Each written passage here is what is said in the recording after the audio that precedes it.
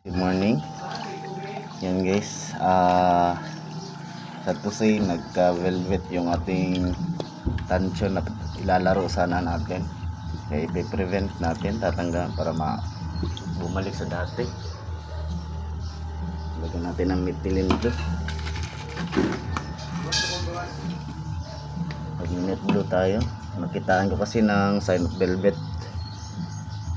Subukan natin i-cure.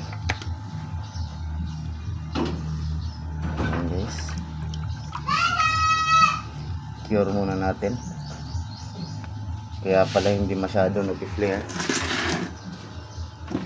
Kunin ko lang to guys. Ayan, nagka-velvet siya guys. Gamutin natin guys. Ayan, may sign of velvet kasi siya, kaya pala hindi masyadong nag-flare.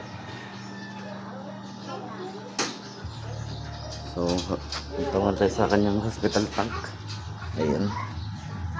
Para gumaling. Ayan. Standby natin siya na within 24 hours.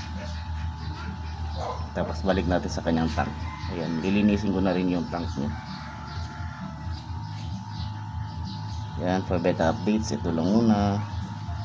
Fish out.